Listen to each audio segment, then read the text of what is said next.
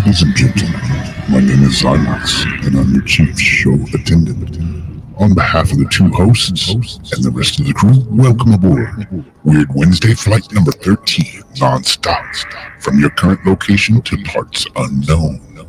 Our flight will be at about 2 hours, and we'll be flying at the speed of sound. At this time, make sure your seat backs and tray tables are in their full upright position, and that your seatbelt is currently fastened. Enjoy the ride.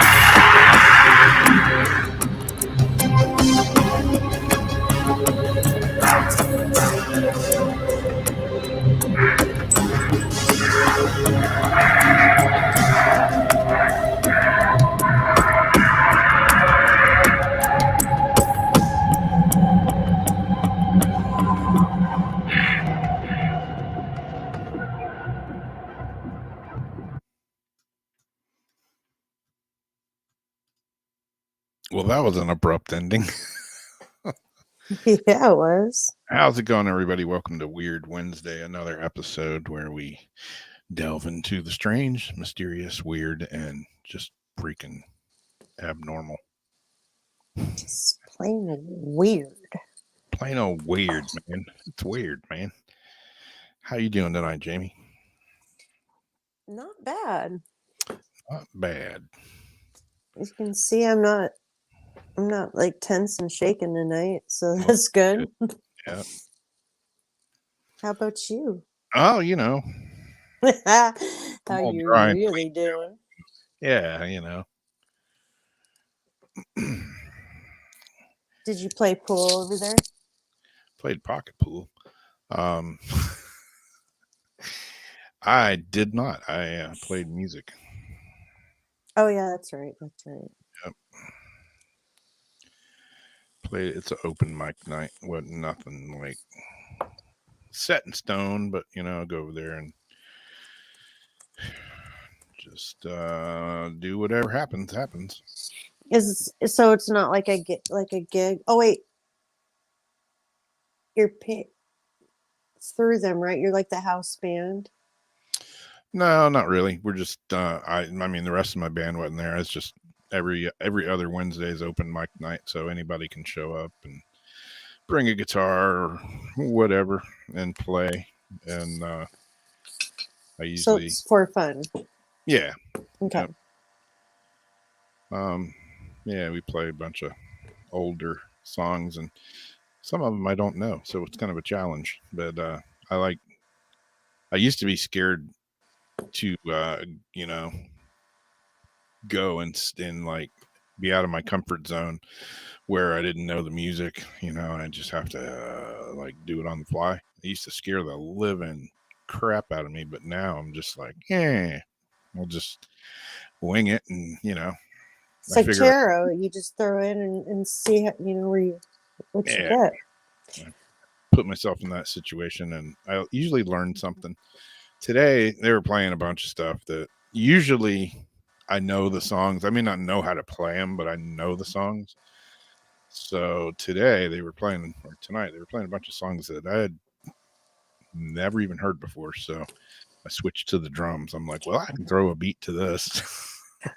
Okay, so they have like a stage set up with instruments, and then when you're going by yourself, are other people filling the rest of the band, and you're having to learn like play the music with them, or Yeah. you're okay? Yep.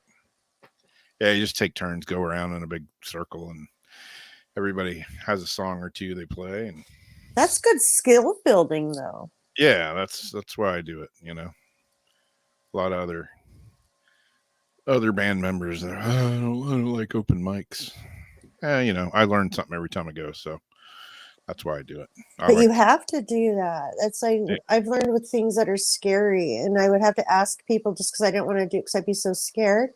I learned it's easier just to learn it yourself and feel confident in it. So when it comes up, you don't get scared, and you can just do it, and then you don't have to worry about finding somebody to help you. And yeah, yep, putting myself out there in that uncomfortable situation, and it's fun. I think it's good that you do that. I see StreamYard's comments are still screwed up. Like my whole screen's highlighted right now. I don't even know what comment is on the screen. Hi, it's Debbie saying hi to Wolfie. Okay, well, that's the right order then. Oh, Debbie. I gotta write StreamYard.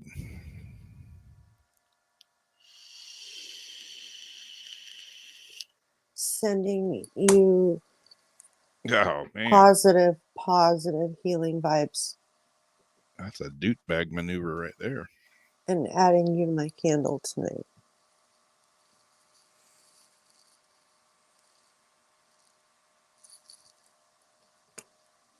I know a guy.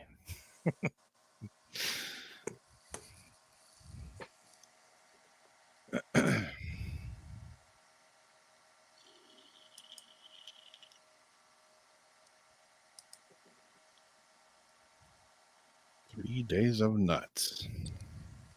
What nuts? These nuts. These nuts. Okay.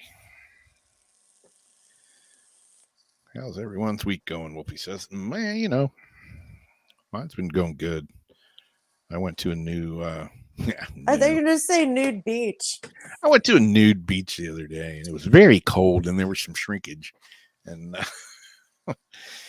no, I went to a new music store. I say new. I'd never been to it before, and it was over in Green Cove Springs, which is, I don't know, like 20, 30 minutes away from where I live. And I found this place on Facebook, of all places, and went over there to check it out. And the guy was like, yeah, you been here before? And I'm like, no, dude, I've never been here. How long you guys been here? I thought they'd just like opened up not too terribly long ago. And he's like, oh, 20 years or so. I'm like, holy crap. Okay, I totally missed the boat on that. But yeah, Green Cove is this little tiny little town. And it's not like the big city over there. So I went over there because I saw they had some vinyl. Oh. Yeah, they sell instruments, guitars, strings, parts, pieces, nicks, knacks, paddywhacks, all that stuff. But they had vinyl. They didn't have a whole lot of vinyl, but what they had was sweet. What'd they have? I got some good stuff. Filled in more of my Led Zeppelin collection. Got some old Kinks. Nice. What else did I get? I can't even remember. I went over there to get one album and came home with 6. But the prices were good. And, is what it is. I'm still waiting for my tags. I want to send those to you so bad. For what? My tags, so I'm going to storage and send you that collection. Yeah, I got my tags. Remember I said I was going to get my tags? Now they want $21. Jeez. I went in. Yeah, mine was like, I had to get a motorcycle tag and a tag for my van. So it was, I don't know, like $90 or Are you 80. getting non-op, or are you still registering your bike? Well, I'm still I still have one. I sold one, but I still have one. But yeah, I was in and out of there, in and out of the DMV in like under 10 minutes. It was No. insane. I've never been in and out of there that fast. It was crazy. I was like, is something going on that I don't know about?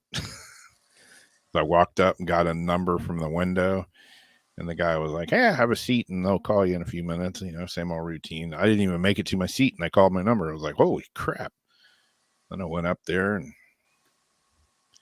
told the girl what I wanted. She was like, all right, printed it out. Here you go.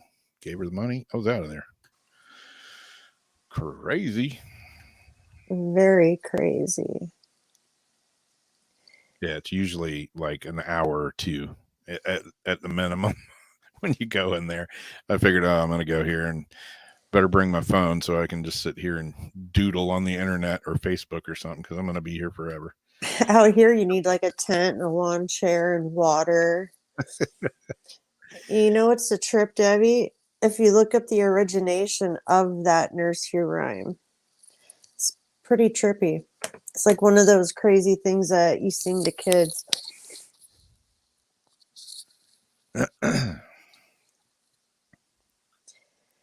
Yep, they want $21 now. I got the smog. So now I got to figure out who to pay the $21 to, and when can I get my tags.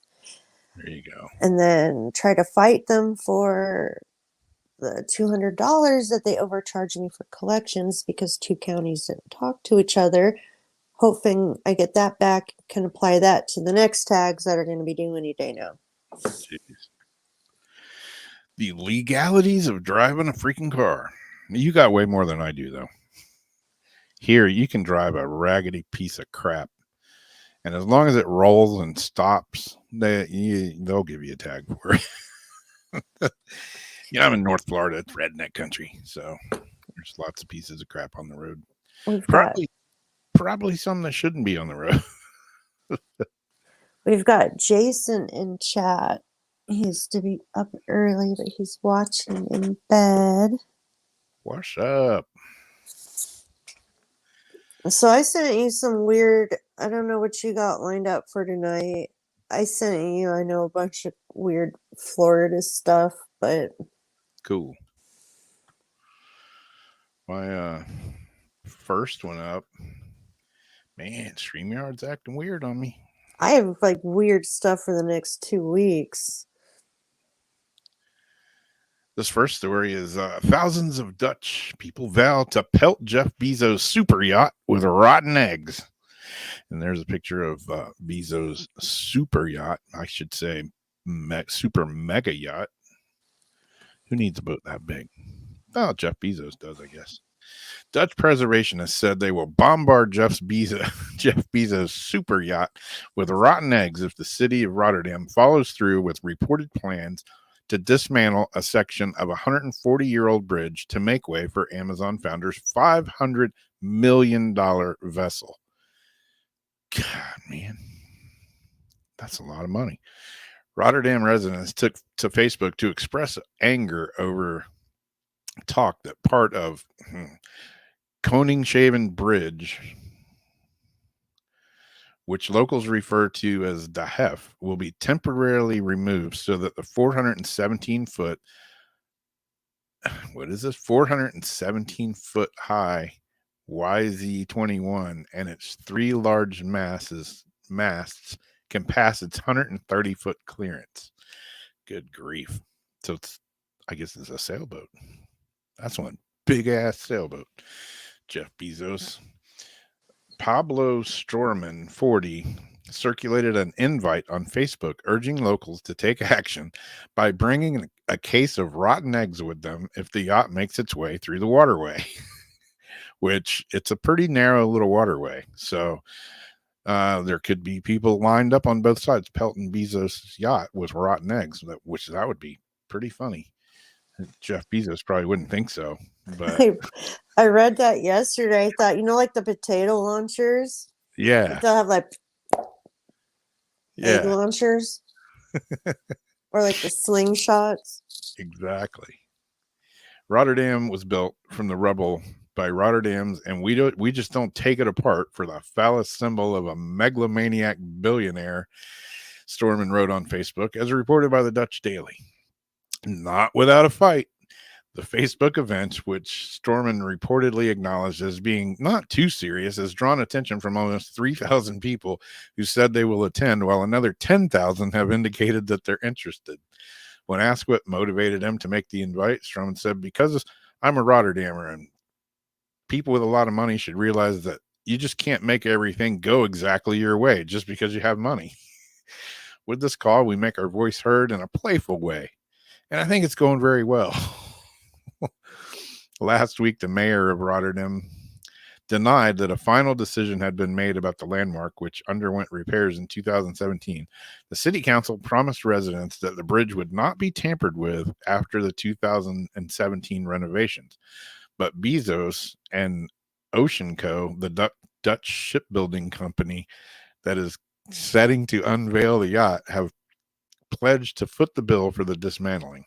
The company, which is building the yacht just upriver in the town of Alberblastem, said that a part of the bridge being taken down is the only way to get the vessel out to sea. So, I don't know. Bezos, They're gonna have to fly some drones over that when that happens. yeah, I would say he might want to invest in some cleaning supplies ahead It'd of be time. cool if they did like colored Easter eggs and then like got, you know, like the little colored smoke bombs you get at the gun show and put those in your egg, like just these Yep. flying smoke bombs. I mean, I guess that starts getting into vandalism, but Yeah, I mean, if 3,000 people show up all throwing eggs, that's a lot of eggs. If you throw another 10 or 11,000 people in there throwing eggs and God knows what else, that's a lot of eggs. so like how long does it take for the eggs to get rotten? Like I don't know. You know, I'm assuming that they're just going to be eggs, but who knows? People may be buying them and setting them out in the sun. I don't know what's going on, but John says they save their rotten eggs for things like this. really. Yeah, John says he can get cleaning supplies on that. Exactly. You win. Oh man. Oh, Bezos, Wiener Rocket Man, back in the news. with his eggs. Fancy boat, my boat. Okay, so the first one, I actually heard this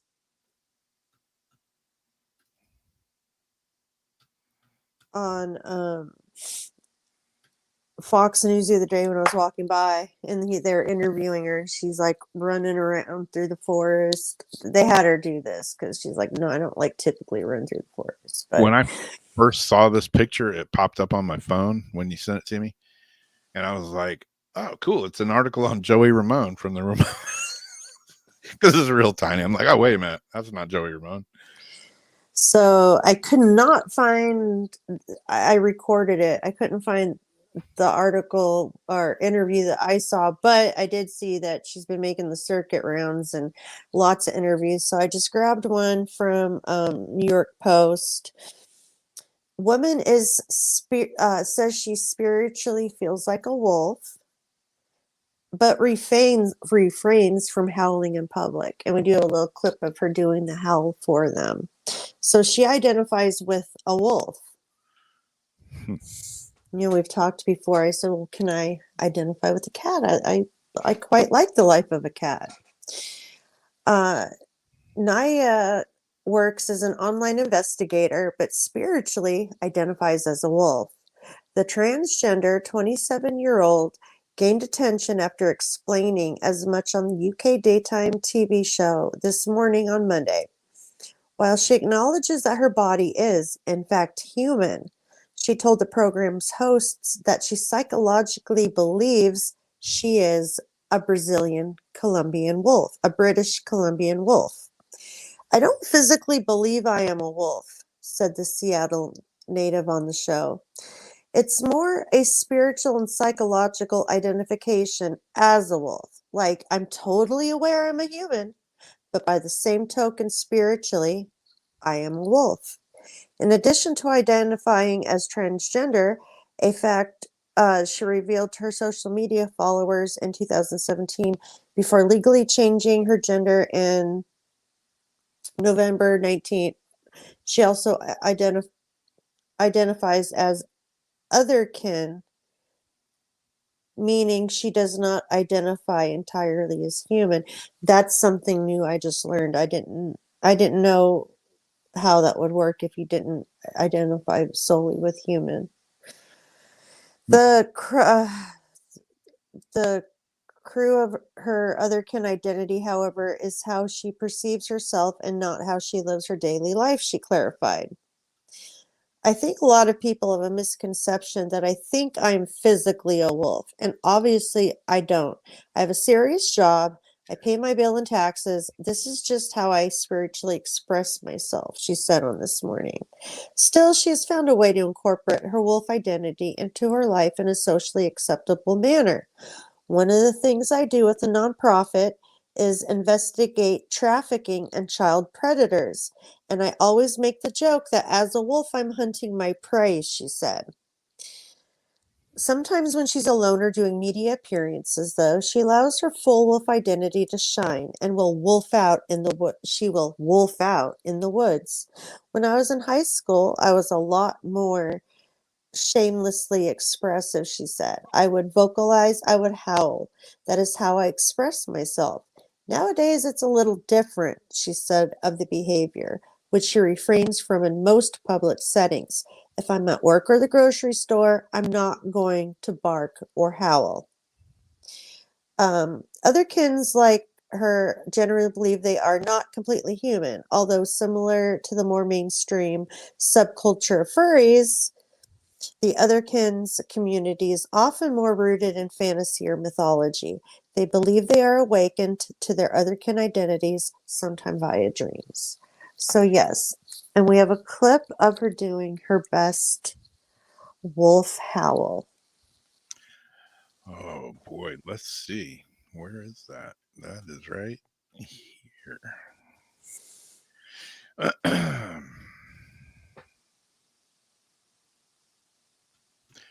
Her best wolf howl. I haven't seen this yet, so don't know what to expect.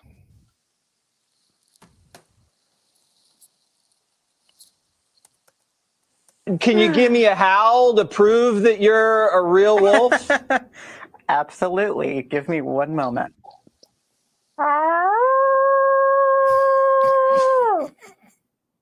That was good. You know what? Well, there you go. There you go. And you know.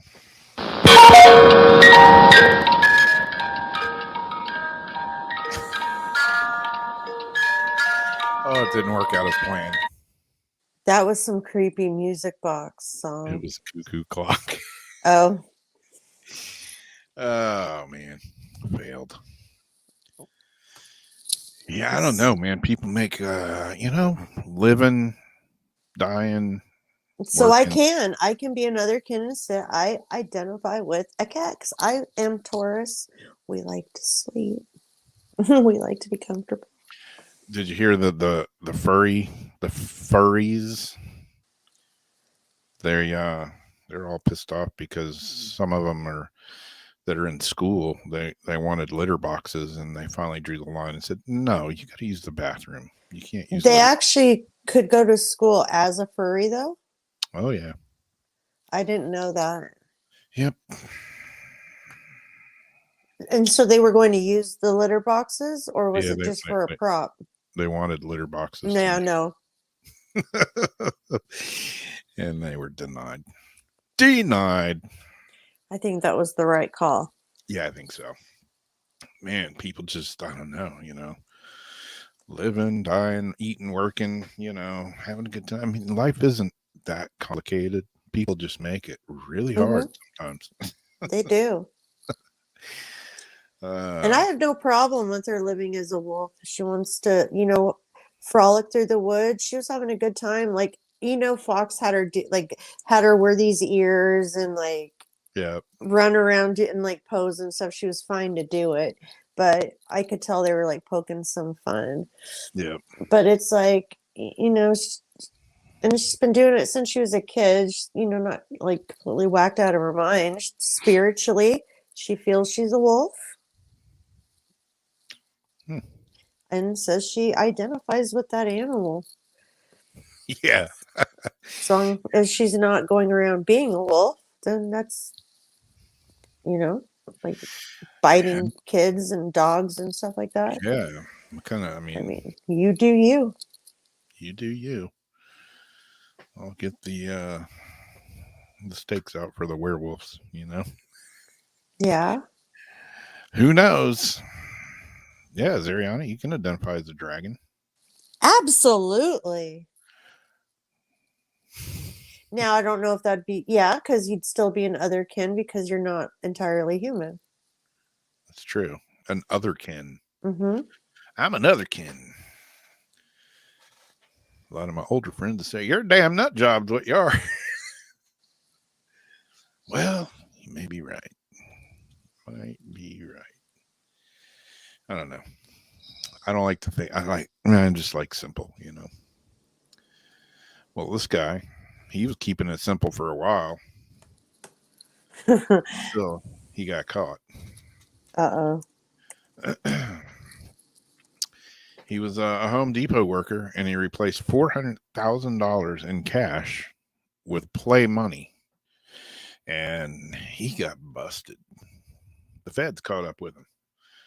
A Home Depot employee used play money to steal about $400,000 from a Phoenix area store over the past 4 years, according to Secret Service investigations. The audacious scheme was discovered in December when the retailer contacted the agency to investigate hundreds of thousands of dollars that were missing from the store. It turns out the real money had been replaced by funny money purchased on Amazon, Jeff Bezos. The discovery wasn't so funny for the Home Depot worker caught in the alleged theft. Fake money was allegedly used, is described on Amazon as prop money, $100 bills, realistic, double-sided, printed fake money that looks like real money for party decorations or videos. According to a January 31st complaint, the Secret Service filed in federal court in Arizona. The employee, Adrian Jean Pineda, was responsible for counting the cash in the Tempe, Arizona store registers and then putting it in a money bag that went to Wells Fargo. He's alleged to have taken real money and replaced it with fake money. The brazen theft in the Arizona Home Depot, out there where Zach lives, comes at a time when retailers across the country are being slammed by the so-called smash and grab shoplifters. Out there where Jamie lives. In groups of where people are storming the stores, from luxury retailers to drugstores, and brazenly taking what they want. Pineda, who was caught on surveillance camera, allegedly replacing the cash in the registers with fake money he had in his wallet, carried out his scheme from August 2018 through January 2022. He admitted to a Home Depot manager who confronted him at the start of his shift, 3:50 a.m., January 31st, according to the complaint. At the time, Pineda, however you say his name, turned over $5,300 of real money that he had lifted from the store that day and 7 fake $100 bills with serial numbers that said play money, according to the complaint. He also admitted that he had another $22,000 in cash at his home, which the agency seized. So, it sounds like he could have got away with it if he hadn't just kept doing it. Yeah, if he would have known when to hold him. Yeah. Know when to hold him, know when to fold him. Yeah, he could have, just done it a few times and just kind of slid out of there, with 10 grand, 20 grand. But no, he was like, I gotta get But a bigger he didn't think that would catch up somehow. I mean, honestly. I know. The balls people have these days. I don't get it. The balls. Yep.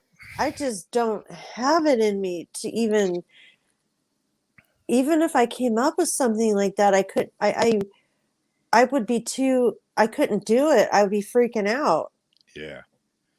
Hey, let's get the guy that died next door and take him down to the post office and see if we can catch his Oh my retirement. God, I want nothing to do with that. Yeah, it's like, really? So that's the difference. Like I know my conscience is so bad, and I know how bad it is. That's like the most hell I can go through is dealing with my conscience. I don't Yeah. want nothing on it. I can't live with myself. I really can't. Yeah. Yeah, like I found, a while back, I found some tools in the Ace Hardware parking lot, and I sat there for like an hour or so waiting for somebody to come back, and nobody showed up to get them. So I figured, well, if I don't take them, somebody else is going to take them. So I took them, and then I went back to Ace Hardware a couple of days later, and I'm like, hey, did anybody come in saying they lost some tools in your parking lot? And they were like, no, why? Did you find some? I'm like, yeah. And they were like, hey, good for you. Like, I still felt like I stole them, though, Yeah, I know what you mean. All right. So coming up next, we've got, what do I have? Oh, man has 200 human bones in his home. See, there was another one I could have that goes with this, but I'm saving it for next week. I'm trying to stretch the weird. Stretch the weird. This man has more than 200 bones in his house, including a wall of spines. A wall of spines. Student John is so interested in anatomy. He has a room filled with human bones in his New York City apartment, with his collection including a wall filled with more than 100 human spines.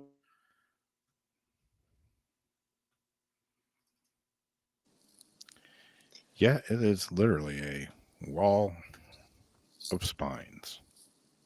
It's fair to say that John from Brooklyn has received a fair bit of backlash regarding the way he makes his living.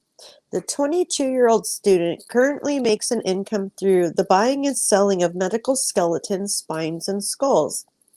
The product design student has more than 200 pieces in his morbid collection, including a variety of human skulls and a wall filled with over 100 spines, and they're all kept in his apartment. Imagine doing ghost boxing in there. Yeah, no doubt.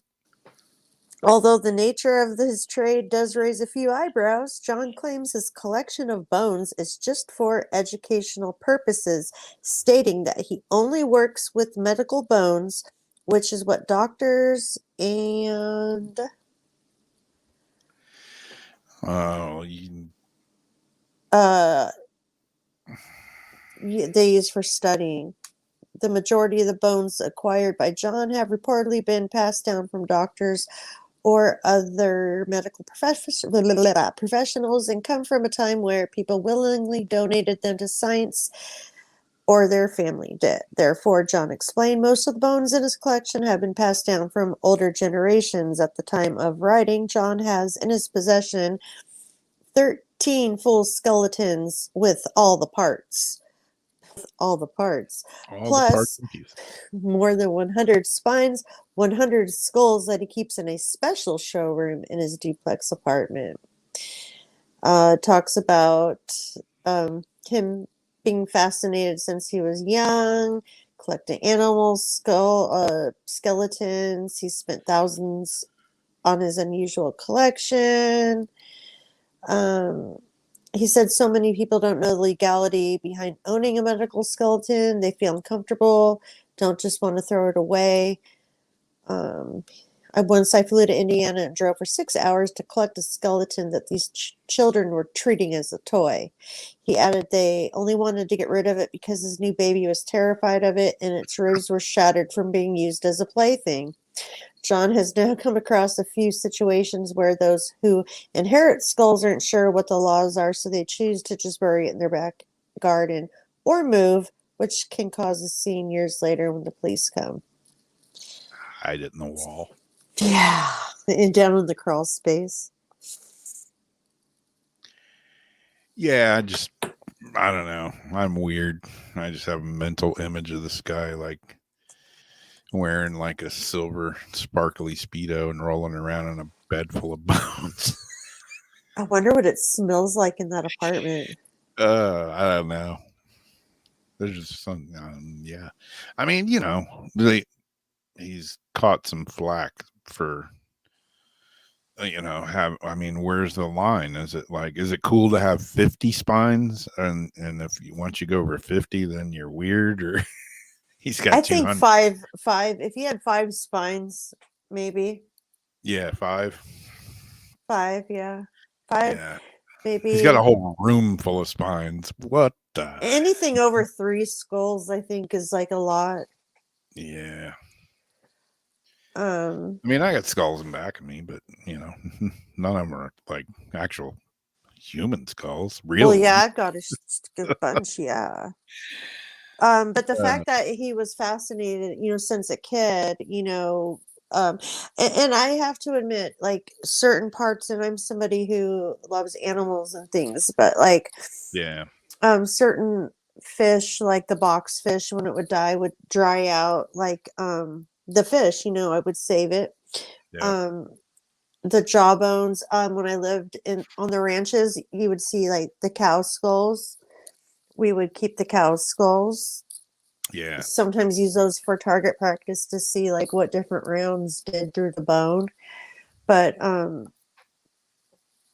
it's interesting to look at bones. You find a Yeah. bone, Yeah. but I've got to have a surplus, yeah. that's like a full surplus. It's pretty weird. pretty weird. I don't know. I guess if you're into bones, And the fact that he wanted to rescue the one he found that, kids were using it as a toy. And so he Yeah. wanted to like rescue it. It's like, does he have some like connection to these bones? Like, Yeah. I guess everybody's got their thing, huh? I suppose, maybe, I don't know. Or it's like bad for the dead. Maybe he feels it's disrespectful to the dead. Yeah. I'm poking fun at him, but yeah, maybe he's legit, but maybe he's crazy as hell too. Maybe he's crazy as hell, but legit. Yeah, maybe he's crazy, but legit. Too legit to quit collecting all these bones. I could see him as, seeing it as, these people were devoted to science. Now they're getting rid of it and wanting to but then you would bury him or something. Like, then you would think that you'd have a spot where you would lay the stuff to rest or something. Yeah. I don't know. Like here, I grew up across the street from the Fountain of Youth, and, they discovered this huge, Indian burial thing there. And for years you could go in there and look, and it was they were all they weren't dug up, but they were, the dirt was all, you could see all the skeletons there laying there. And I remember being a kid thinking, well, there's a little bit of this that's cool, but this is creepy as hell. These people have died and, were put to rest here, and now they're on display for the price of a ticket. And I just thought that was kind of lame. And they eventually I guess they something cast them all in, fiberglass. So they're the ones that are there now are not real. But where are the ones that are real? Debbie, she Hanging says in this guy's house. Huh? What are you saying? I say, I wonder where all the real Indian bones are. And then I was like, you're probably hanging in this guy's house. But Oh yeah, they could be. They could be. I was laughing at Debbie's comment. She says, I tried to order a spine once, but it was on back order. that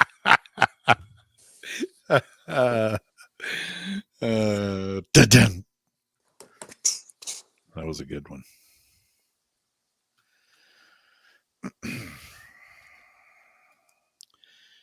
Yeah, I don't know. To each of their own, I suppose.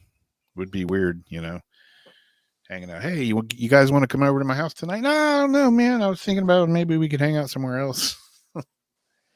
Yeah. Room of Like spines kind of freaks me out, bro. you want to come over for dinner and sit in like my rib cage chairs? A skeleton stands there like this, like the Halloween decorations holding the platter for candy, but it's like Yeah, a real skeleton holding a real platter for like your food. exactly. Freaky. Though, if like it was an exhibit, we would walk through and look at it though. Oh yeah, probably so. Yep. Man, that one picture though with all the skulls is pretty freaky. Well, Yeah. speaking of bones and speaking of skulls, we can go. This one like lines up just perfectly. Let's talk about some more skulls and bones. And archaeologists unearthed 40 beheaded human Roman skeletons. I guess if they were Roman beheaded skeletons, they obviously would be human. I don't know why I said that, but hey, all this talk about boners is the skeletons, which were found among several hundred other bodies, had their heads placed between their legs, and not just like bent over, like their heads were cut off and put between their feet, basically. The chilling discovery was made by a team of 50 archaeologists who had been working on the excavation of a Roman cemetery in Fleet Martson near Aylesbury, Buckinghamshire. The site is currently being cleared to enable the construction of a new high-speed railway link. Let's just move the dead bodies so we can. Well, I guess that's better than putting the rail link over them. I don't know, give or take. Exactly why the 40 of the individuals entered at the site had been decapitated remains unclear. However, it is a practice usually associated with the convicted criminals and outcasts of the time. The site also yielded a sizable number of artifacts, tools, and valuables, including 1,200 coins, lead weights used in commerce, spoons, pens, brooches, and sets of dice traditionally used for gambling. Maybe those 40 people gambled and lost. The town dates back to the Roman occupation of Britain between 43 CE and 410 CE. The excavation is significant in both enabling a clear characterization of the Roman town, but also a study of many of its inhabitants, said project manager Richard Brown. The next step will be for remains to be removed from the site for further study and analysis. All human remains uncovered will be treated with dignity and care, and respect for our discoveries will be shared with the community. But yeah, I mean, what did they find? They found 40 people with their heads cut off and their heads between their legs. And how many others was it? Is that where put your head between your legs and kiss your ass goodbye came from? Maybe. Yeah. I thought I had another picture of it here, but it appears that I do not. Oh yeah, it could have been a mass execution. Kim says. Crazy things. Yeah, it's one thing finding, skeletons. But then when you run across a whole slew of them that have their head cut off, it's like, wow. Like all those weird feet that washed up in Oregon. Yeah. Like the shoes washed up with the feet cut off inside. Like, okay, where's everybody else? Okay, number 3, man sleeping with dead wife's body. So that's like I mentioned before, it's like, people die nowadays, you get buried. It's like, when are we going to be like these people? Yeah. Being discovered, what, 100, 500 years from now, whenever. Are they going to be digging us up? Because you think, where's oh, the well, cutoff? it's like, my mom passed away, my dad, my grandparents, they're all buried, but is somebody going to dig them up one day? and study them. It's like, where's that line between, oh no, that you can't do it. Okay, yeah, it's okay to do it now because it's been this long. Regardless, there's going to be relocation and everything. And I like the way the filter was lining up with the color of my lights on your filter there for a minute was pretty good. Okay, so man found sleeping with dead wife's body pleads for a reduced charge. A Hazel Park, Michigan man who was found sleeping with his dead wife's body and charged with first-degree murder has pleaded to a lesser crime. Jeff Sherwood, 47, pleaded guilty recently to second-degree homicide for the death of Susan, 64. In exchange, a first-degree homicide charge was dismissed. She died from blunt force trauma to the head and neck in March of 2020 at the Hazel Park home she shared with Sherwood. He purposely slept with her body for days after killing her. Police, acting on a tip, had gone to the couple's home on March 28, 2020, and found her body. While investigators were on scene, Sherwood reportedly tried to hang himself in the basement. Police and I was gonna say, I was enlarging this. I'm like, what is on his neck? I guess that's like a bandage or something. Oh, yeah. Police said Sherwood initially said he and his wife had made a murder-suicide pact because they feared they'd die from COVID-19. Later, he admitted beating and strangling her after she accused him of infidelity, the police said. It's believed Sherwood had been sleeping with the body for up to a week based on evidence from the Oakland County Medical Examiner and police investigators. So yes, he strangled his wife and slept with her body for a week. And didn't even use a clothespin on his nose. I mean, come on. That's got to be some funky smell. Maybe. And look at his eyes. Like this man, it's like, the psychology, I get wrapped up in it. So at this point, this guy's picture here, he has now murdered a human being with his bare hands and slept next to a corpse all that time. Those eyes have looked and done all that. It just creeps me out, man. You see like those videos where someone just killed somebody and then they're like walking through Walmart to get supplies and stuff. And they're just like nothing, like get in the bucket, get in the stuff. It's like, and then going out eating, and it's like, dude, you just did the most brutal of heinous things. And this is how you're acting, and nobody knows. Like, how many people do we pass that could have just done something crazy like that, and we just don't even know it? Yeah, you think the guy living next door to you, and then something like this happens, and it's like, what? Wait, what? No, what? Yeah. I don't know, man.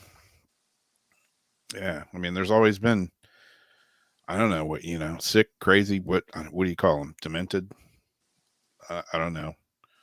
But there's always been weird people, walking the earth, even from way back in the day. And, but yeah, you got to wonder what happened, what made him. I mean, that's just not normal, No, and for like not, being accused of cheating, like you're gonna something else. Come on. Yeah. Like you're really gonna like you would really strangle somebody over that. And I mean, killing him's one thing, but then sleeping in a bed with him for a week. What is he like? I ain't got nowhere else to put her. Like Norman Bates. Outside, they might see me. The second Norman Bates reference tonight. Yeah. We'll just let her. Well, sit. he could sleep on the couch. Yeah, if he was sleeping with her, what else was he doing with her? Weird. Oh, what is Ariana's said? Yeah. See what I said? What we're talking about in chat about certain, California thing being good. And I was saying, I have something special I'm saving for later. And then I said, the other makes me silly AF. I say, Rob knows he had to put me to bed from across the country the other night. Yep. You need to get inside and get in your snuggie. get in your snuggie and get in bed where it's safe. Put on your housewives.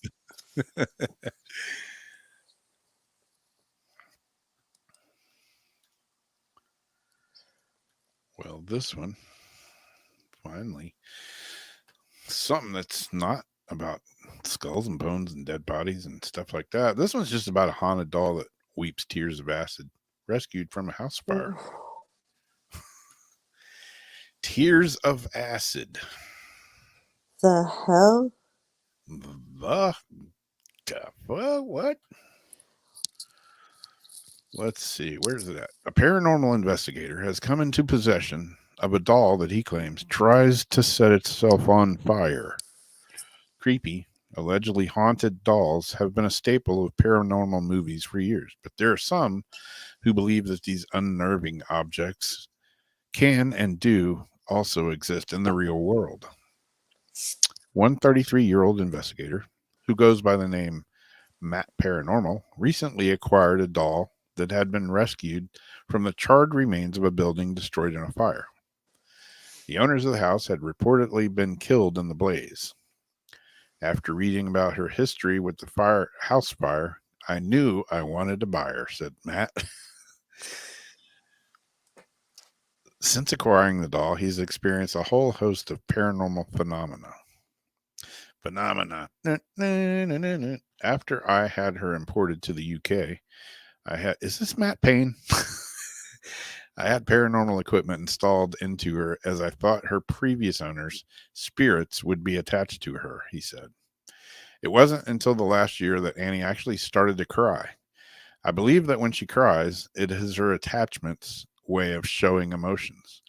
Disturbingly, the alleged tears shed by the doll appeared to be acidic. Not only that, but Matt also claims that the doll keeps trying to set itself on fire. Annie is now kept in a glass box and is under 24-hour surveillance because she keeps trying to set herself on fire, he said. Why isn't she in a fireproof box? Yeah, really. Every now and then, her clothes get a little bit more singed and charred, and her face is much darker now. Annie loves fire, and last year, each of my 5 team members all had something to do with fire happen at their house, all on the same day. So, yeah, guess there's a new haunted doll in town. Her name's Annie, and she's a pyromaniac. Move aside, Annabelle, you got some competition. All right. I got clogged up nose again. Okay. TV weatherman who farts on air. TV weatherman appears to fart on air, and Twitter users think it's a gas.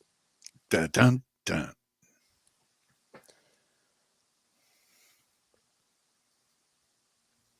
A TV weatherman in Louisville, Kentucky, is going viral for the type of wind not usually featured in his reports. Last week, WDRB meteorologist Mark Weinberg was reporting on a cold front in the Midwest when he paused and seemed to fart during the broadcast, complete with a slight spring in his step. A viewer at home sniffed out Weinberg's alleged admission and unleashed it on the world. Through the viewer misidentified him in a caption on the clip. A fellow WDRB weatherman, Jude, noted. The video went viral after it was shared by another member of the Louisville media, sports radio host Matt Jones. Not surprisingly, Twitter users found it aghast. So, some of the comments they said, I don't know what my favorite part is, that it happened, he stopped for dramatic effect, or that it actually rocked his body, said one user. Another user says he didn't hide that one. Another user says, poor guy. Most people would have attempted to talk over it, not pause for dramatic effect, laughy face. Another user says, I think it was a warm front moving in from the south. And another user, Ryan, says, alternate headline, weatherman can't control the wind. Oh, and one more. He felt, this dude, Timothy, he felt a movement from the east. So they definitely had some good comebacks for that one. Oh, and we do have a video of it. Yep. Slight spring in a step. Cold this air is. It's 8 into 1 Iowa. The temperature drop. It was kind of a stuffy fart, you know, but he does pause. Cold this Yeah. air is. Like, hey, check this out. It's 8 into 1 Iowa. The temperature drop. I've been noticing a lot when I do see, like, because I don't watch local news at all anymore. And I used to do the weather advisory for Steve Paulson out here. Yep. And like, a lot of the people just don't even care anymore. And that's just a good example of it. Yeah. Christina says that wind had lift. Exactly.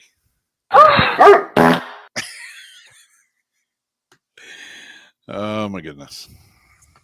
Fart jokes. They're always funny.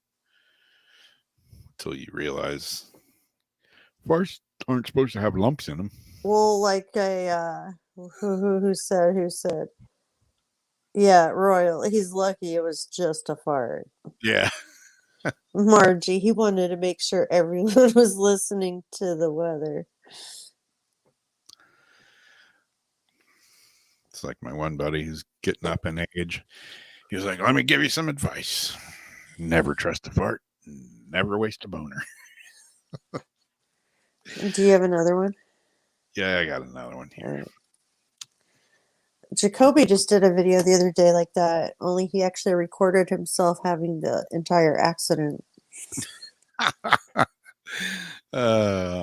He's like, I have a bathroom right there for this very reason.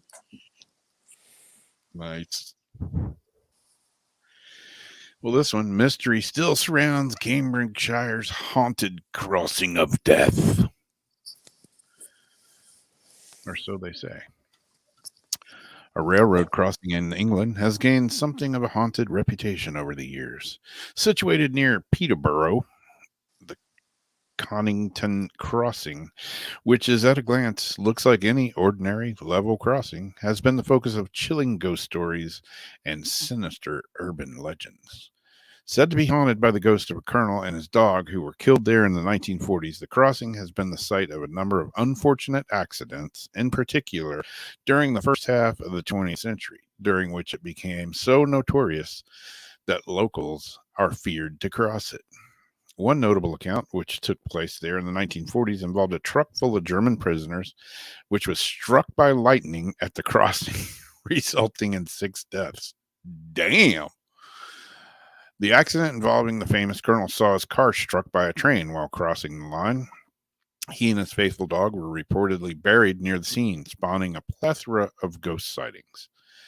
There has also There has also been stories of the crossing's barriers opening and closing, seemingly for no reason, as well as sightings of a phantom car which drives across and vanishes into thin air.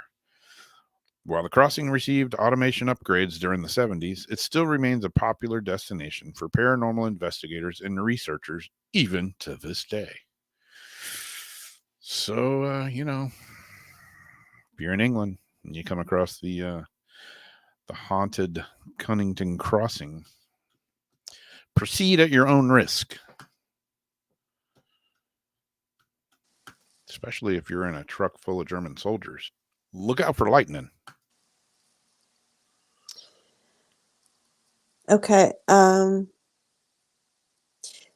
got one last one. Michigan mom says SpongeBob SquarePants told her to kill her 3-year-old daughters. So, although it's weird, it's sad because a child did die from this. The mother of a 3-year-old Michigan girl found stabbed inside a garbage bag says SpongeBob told her to kill her in a hallucination. The mother of the information was revealed by Child Protective Services investigator at a prelim investigation on February 4th.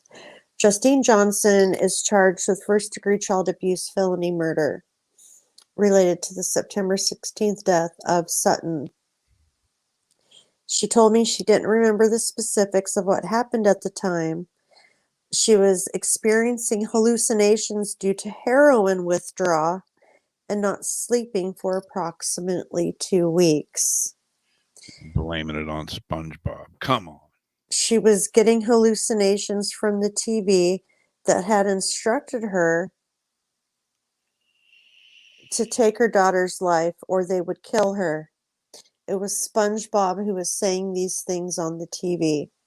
If she didn't do what she did to her daughter, they would kill her, she said. She was afraid for her life and she had lost her mind. Dude, I would be like, kill me. Like, Yeah. you know what I mean? Oh, or you're going to kill me? Like, I wouldn't kill my dog. Come on. I know. I'd be like, come on, SpongeBob. Fucking bring it. I'll kick your ass.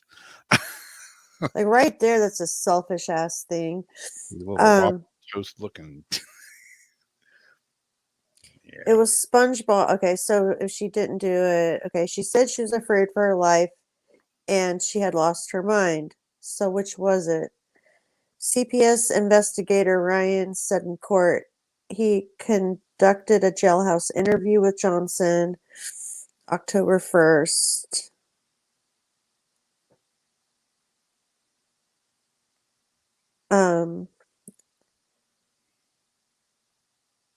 They talk about how they found the child, and then how they located her. When he had asked Johnson where her child was, she told him to mind his business. So they found her walking along the railroad tracks after they found the body. And then Sutton turned 3 just 2 days before her death. So Johnson was charged with first-degree child abuse and felony murder. And then she's got her pre-trial hearing coming up. And I hope that something is done with her and she doesn't just slip through the cracks like some of these other people have. Yeah. No, I'd have been like, even if I was whacked out of my head, I'd have been like, hey, come get my kid. Take my kid with you because me and SpongeBob are fixing to duke it out. And I was thinking earlier, like, when I was younger, and, like, if I was going to, like, drop or something, where that you're doing things where you are, might or are going to hallucinate or might, even if you're going to be drinking a lot and might do something irresponsible, I would always like lock all my animals away. I would always put things up. Like there were certain things I would make sure I would do just in case I wasn't paying attention. You know what I mean? I guess I was a responsible partier. But if I had kids, I would definitely, and knowing I'm going to binge or do something, I would not have my children with me. No. Not saying it's responsible to be a mom and do all that, which, I don't have kids, but if I was in that position, I would definitely not do things with kids around. I wouldn't be doing things like that. Yeah. But now in what is it, New York, where they're just giving out the crack pipes Oh yeah. Yeah. 30 instead of offering help for people. Yeah. Just set them up with a smoking kit. Yeah. So the thing is that, people get addicted to stuff and they get, put on, things like opiates, doctors overprescribe, and then, heroin goes hand in hand with it. And I can't believe nobody in the whole administration didn't just say, hey, that's a terrible idea. Everybody was just like, no.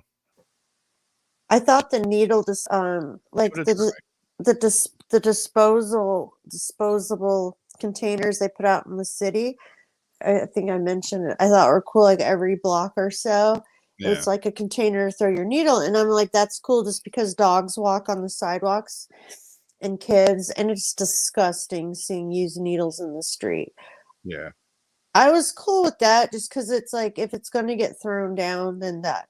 Then they started where they're giving clean needles out. And I'm like, well, I don't like the idea of giving the clean needles, but if it stops the spread of, diseases, things like that, I guess, whatever.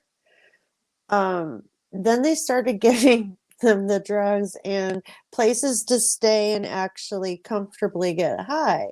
And supplying them with drugs and alcohol and all this. I'm like, no, okay, a line has to be drawn. You need to be getting these people help, not a place to do it. Yeah. And now I'm off my soapbox.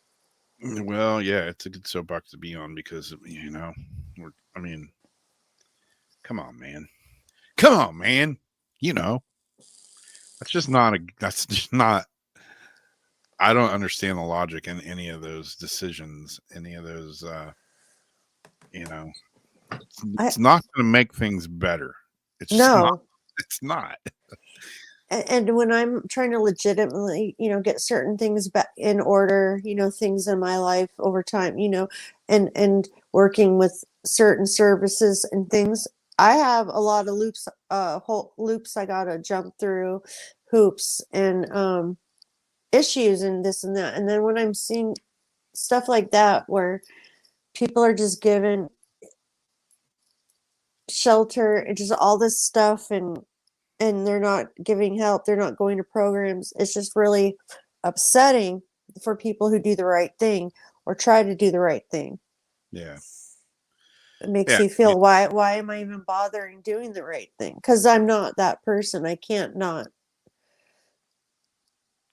Yeah. I mean, if people are, addiction's a freaking hardcore thing. If people are going to do drugs or whatever, they're going to do it and you're not going to stop them.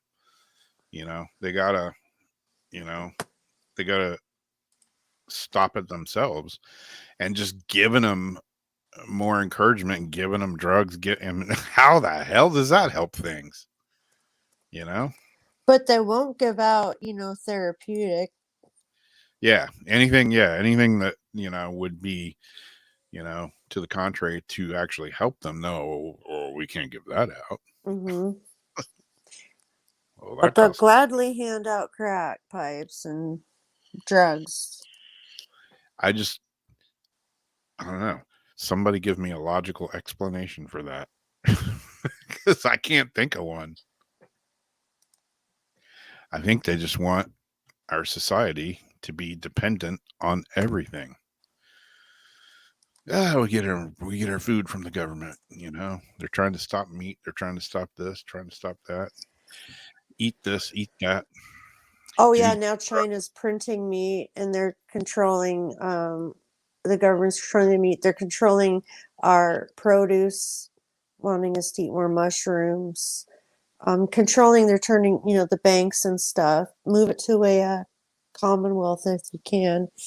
Um, yeah, they want us completely dependent. we're not heading in a good direction. No. But other countries are getting it together. One by one, at least once a week, I'm seeing another country that's totally getting it together. It's like, what's the difference between us and them? Like, oh, they're just not wanting to fix anything, I guess. Yeah. Denmark just lifted their stuff, and other places are going back to normal, and they're doing fine. If you follow world news, Yeah. but anyhow, that's all I got. Yeah, that's all I got too.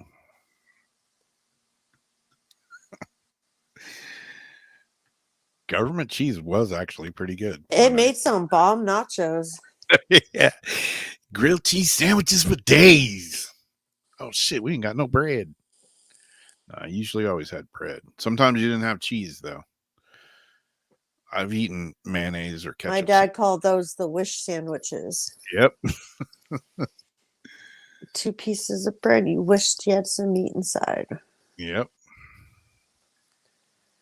I've done the old like look in the cupboard and went, damn, there's a half a loaf of just on the cusp of moldy bread, and here's some ketchup packets from McDonald's. Looks like ketchup sandwiches for dinner. Oh man, ramen noodles, man, you can get a case of those for. Ramen is a lifesaver. Yep. I saw some kids in Kool-Aid packets. Yeah. But you got to get the sugar. Yeah. I saw some kids in Walmart the other day, and that's what they were buying. They were getting they eat. There was like 4 of them, and they each had like 2 big cases of. They had like every flavor of ramen. They each had like 2 12 packs, and they were getting like Kool-Aid and like everything. I'm like, I know how y'all feel. Because it used to be like a quarter.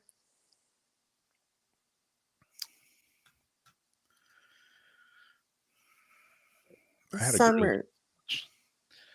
a grilled cheese sandwich for dinner yesterday, or lunch. Oh, maybe that's what I'll make tomorrow. It was damn good too. It was damn good. So, have you ever used mayonnaise on the bread instead of butter? You know how I don't. Oh yeah, I'm sorry. I would just eat bread. As I said that was coming out of my mouth, I was like, yeah, you're not a mayonnaise fan. Mm-mm.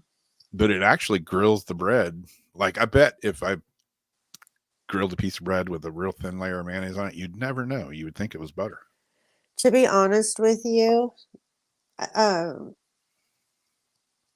gotten better at dealing with it because somebody likes to make things and just doesn't understand the fact I hate it and thinks that they'll just make it and I'll eat it. Yeah. So I've had to just eat because I'm not a rude person, but I've gotten better at certain things if it's not a whole lot and it's like kind of hidden and I don't have to look at it. I've eaten it. If it was a thin layer and it wasn't gushy and you fried it, I probably would try it. Yeah. But I wouldn't do it on my own. Yeah. It appears that a lot of people don't like mayonnaise. I like it on French fries. I'm, weird, and I have some French in me. Oh God, my ex used to like love mayonnaise and ketchup, and he would just eat it out of a bowl with his French fries, like scoop it out. Yep. I've been known to do that myself.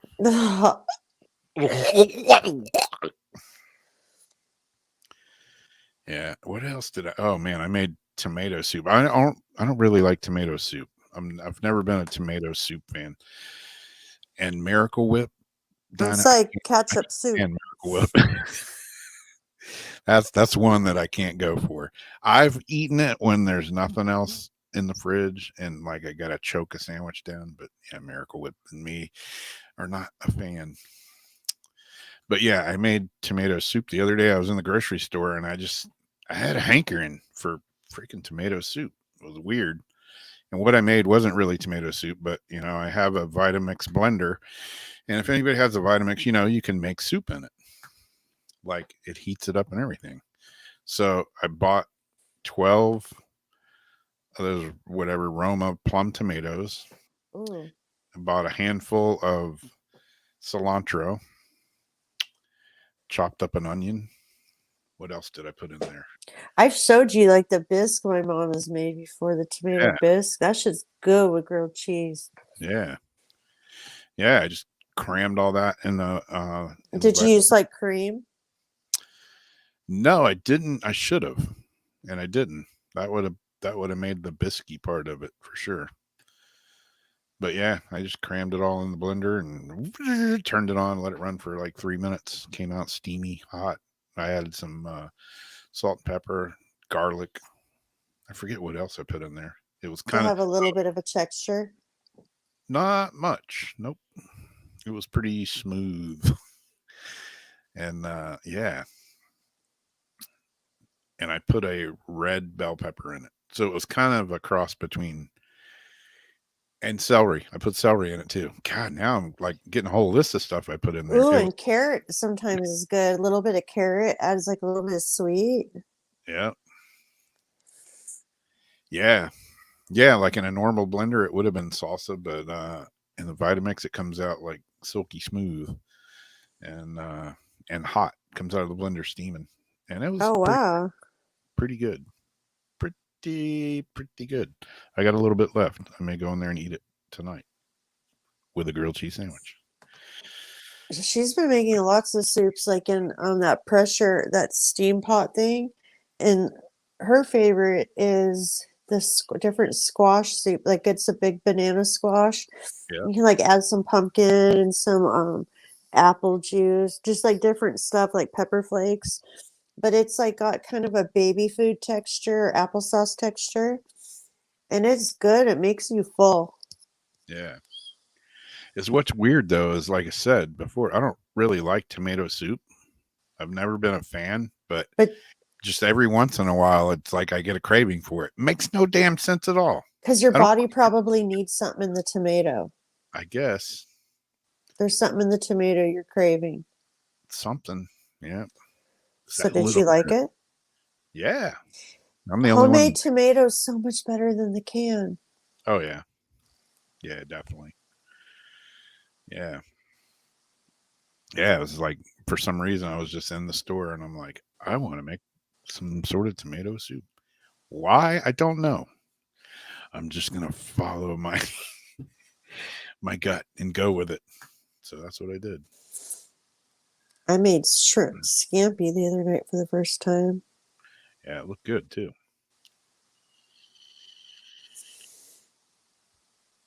And I make this dressing from a restaurant here. I got that cookbook from the Gypsy Cab, Ned's cookbook. Holy moly, that stuff is good. What is it? It's a salad dressing, but I mean, I could just do shots of it. And it's made is all that's in it is a little bit of tamari, which is like soy sauce or something, just like a teaspoonful. Garlic. It's nutritional yeast and just a couple of kinds of oil. And some salt and pepper maybe. But I don't even think I put salt and pepper in it. Pepper maybe. But man, the stuff is awesome. I'll have to send you the recipe so you can try it. Yeah.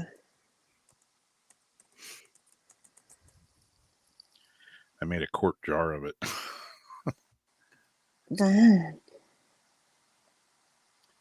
Yeah, we were talking about avocados. I'm reading that here. Yeah, Papa, that's exactly it. Your body does need the nutrients and what you crave. And like when we were sick and stuff, we'd have these different cravings. I'd look up the food. It's like, see, this has blah blah blah. This is exactly what we need. Like our body knows what's up. Yeah, it was weird. Like sometimes Jamie and me like don't even talk about it, but we eat the same thing. Like At the least like 3 times a week. yeah, weird. You were like, I had an avocado with everything bagel, and I was like, exactly what I had. He had a seasoned avocado, and I said, I had a seasoned avocado. I used the everything bagel seasoning. He's like, that's what he did. Like, no way. Yep. I didn't know you knew what that was. Oh yeah. I think we're making chat hungry. Yep. Yeah, Donna's like, great. I want tomato soup now. Thanks. Yeah, well, it's better than like talking about ice cream or something. Although I did have some of those. You ever had dibs? I think is what they're called. They're little frozen Like- chunks of ice cream with chocolate coating on 'em. Yeah. I bought they come in a little, a little plastic box crate thing, whatever. There's like, I don't know, 15 or 20 of them in there. I got some the other night, real late. I was at the gas station and I got some, and the guy working behind the counter was like, oh, dude, dabs are so good. I mean, dibs. I'm like, but they go hand in hand.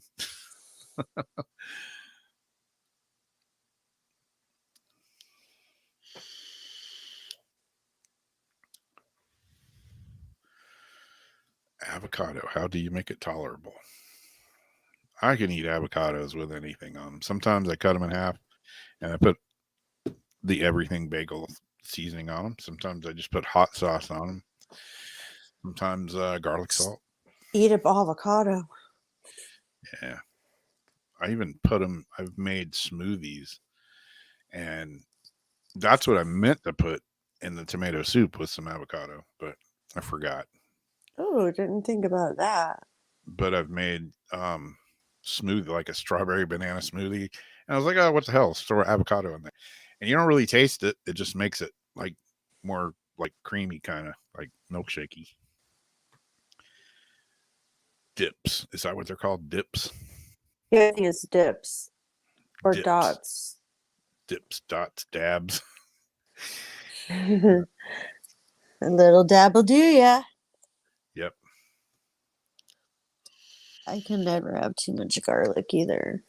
Like, don't ever apologize for too much. There's not too much garlic. Yep. Yeah, you might like this cookbook. Maybe I have to send you one. Gypsy Cab is like known for, they've been here forever. It used to be Malaga Street Depot. This guy, Ned, moved here. He was all over the place. He ended up in St. Augustine and he opened up Malaga Street Depot. And it was kind of like this hippie run restaurant. Not really hippies, but just a vagabond group of people that ran it. And man, damn, good God almighty, the food was good. And then he opened up Gypsy Cab, which is like one of the famous restaurants here. And then he sold that, and then he opened up Ned's Southside Kitchen. And again, it's all recipes from those 3 places that, whoo-wee, man, good eating. And I always I always wondered, like, how, I always try to figure out how the hell did they make this?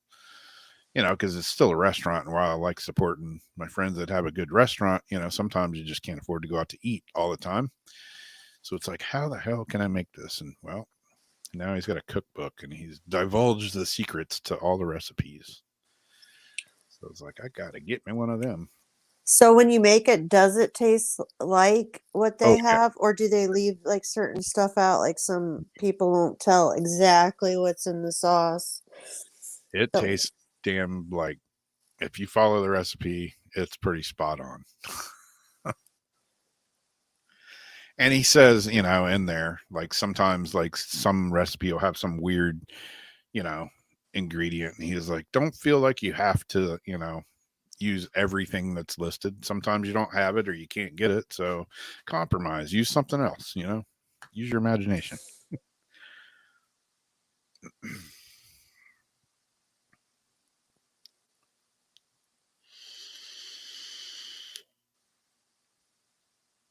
I just got an avocado saver, Debbie. It's a little plastic thing that you can put half an avocado in. It's supposed to keep it from going bad. So I have to open it today to see if it actually works. Yeah. It was funny that way back in the day, one of my friends that used to work for me, his girlfriend worked at Gypsy Cab, and they use a lot of garlic. Like they put garlic in everything. And she'd get off work and she'd come home and the whole house would reek of garlic. And it's like, oh, I know who's here. Told you about those cloves I would make, and when I had COVID, I was like, and they said something about garlic. I'm like, I know just the food, and it's like those roasted you cut the top off, and then you roast the garlic clove, some Yep. olive oil on it, and then you can just squirt it. It squirts out of the little cloves, like, and you Yep. put it on sliced French bread, and you melt some brie cheese, the cheese that has like the kind of mold around it. Yeah. And so you put that on the French bread with the garlic, and you can just squeeze a shitload of garlic on there. Oh my God. That thing bites you back, but it's so good. I ate all 4 of them cloves of garlic in like 2 days.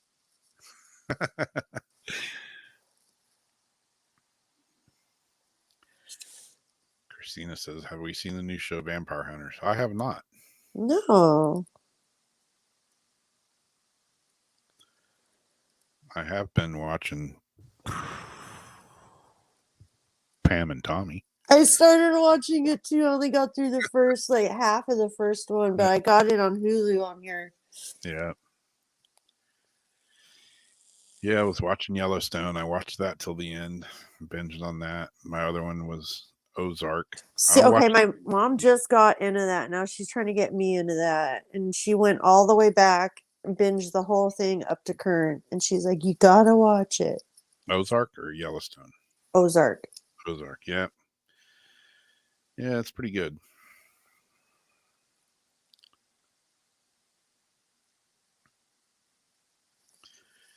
Yeah, well, I don't have any werewolves around here. I was wondering that. The girl that you talked about earlier that identifies as a wolf, I wonder if she eats garlic. Probably not. But she says she's a wolf, not a werewolf. That's true. And I don't But- know. Do dogs tend to eat? I don't know if they like garlic so much. Do they? Mine don't seem to like it. Uno momento. I'm still in here. I just have to walk across the room. Tommy's eating jelly beans. You ever got those the funky tasting jelly beans? I forget what the company makes. They make all, you know, you get a bag of them and it's like mixed. You might get sour apple or you might get vomit tasting jelly beans. I got a hold of a couple of those one time, but they're not good.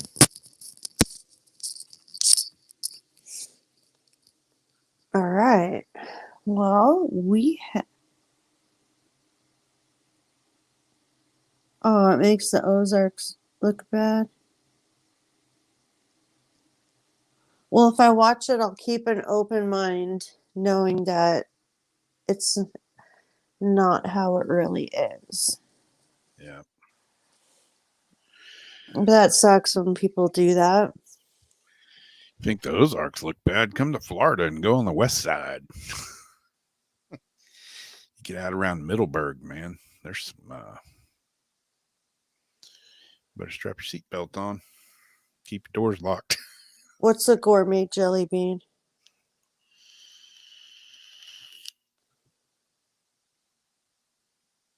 Oh wait, I missed something. I just got munchies. Sorry, Debbie.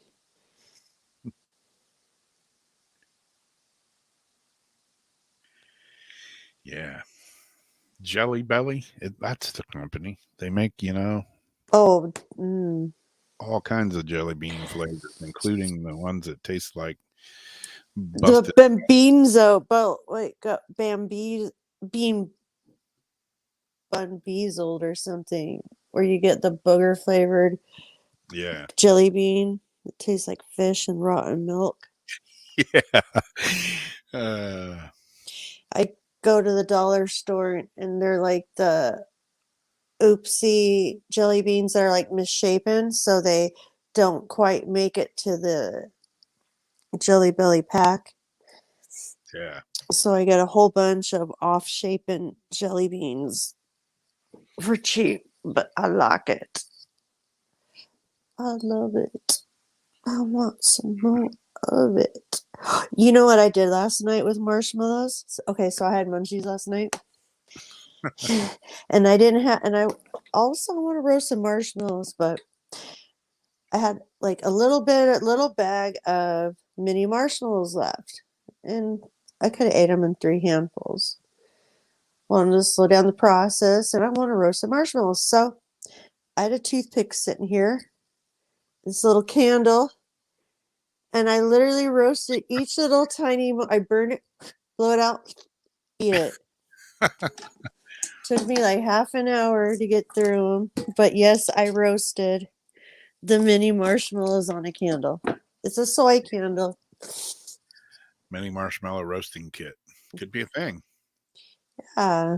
Actually, you know what? They do sell the s'mores like burner kits and all that, but No time for a campfire? Use our new mini marshmallow toasting kit. yeah. Privacy of your own room. It was like a new candle I got at the dollar store. It's supposed to be like clean burning and all that. So I'm like, that sounds like a safe candle. Yeah. But it was so cute, my little toothpick stick, and it was just like, oh, like the appetizers. I even got 2 on there at once. I'm like, going like that. Marshmallow rotisserie. Yeah, the jelly bean belly shop on St. George Street. I was Halloween a couple of years ago. I was all dressed up, did my full on crazy makeup thing, had the clothes on and everything, and I was like, oh, why not just walk down St. George Street, And people were like taking pictures with me and stuff. And I went to the Jelly Belly bean store, whatever the hell the place is called. And I kind of walked up, and looked in, and this girl came running over to me, and she's like, who are you? And I'm like, well, what do you mean? Who am I? She's like, are you just like walking down St. George Street? And I'm like, yeah. And she's like, do you want to just hang out here? And I'm like, why? She's like, just to freak people out. You look awesome. So I hung out in the jelly bean store for like an hour and a half. And I walked away with a big bag of Jelly Belly jelly beans. She worked there? Yeah. So she thought you were like going to draw people in. Yeah. That's awesome, Rob. I was like, what am I doing? I'm hanging out in the jelly bean store. That's cool. I like the Jelly Belly factory. Yeah. They paid me in jelly beans. That's fine. Ate so many of those damn things. I was sick of them. You get so many cool little adventures, man. The life of Rob, I swear. I figured if I walked down St. George Street all dressed up, it was kind of cool because nobody could tell who I was. But I figured something would happen that would be entertaining, But wait, you're dressed up as what now? I had the full on like makeup, the whole creepy makeup, and I had a big black overcoat on and a hat. Oh, I thought it was just you as is. Because like I missed a part when I was getting up. And then you're seeing people taking pictures. I thought you're just walking down the street and people like, hey, Rob, taking pictures with you. Nope, I was all dressed up. You couldn't tell who I was. That's awesome. Although I did go to a bar earlier that evening, and I was like, "Ain't nobody gonna know who I am." You know, I mean, I had like latex, the whole 9 yards. It's like I didn't even recognize myself. And I walked up and I got in line to go in the bar, and one of my old girlfriends was in front of me. I knew it. And I'm like, "Oh, this will be fun," you know. I walked up, just kind of stood behind her, and she turns around, looks at me, and goes, "Hey, Rob," and I'm like, "What the?" Your presence. I guess. Yeah, she only looked for like a second or two. Nobody else knew who I was except for her. And I'm like, what? People that would have known who you were didn't know who No. you were. Mm-mm. How long did you guys date? Not until I started talking, you know, and then they could figure it out. But I didn't say anything or anything. I just walked up behind her. She turned around and looked at me and was like, "Hey, Rob." What the? That was like 3 years or so. That's crazy.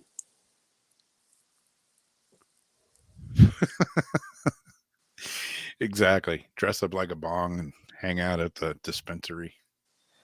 That's a good idea. Who said that? Wolfie.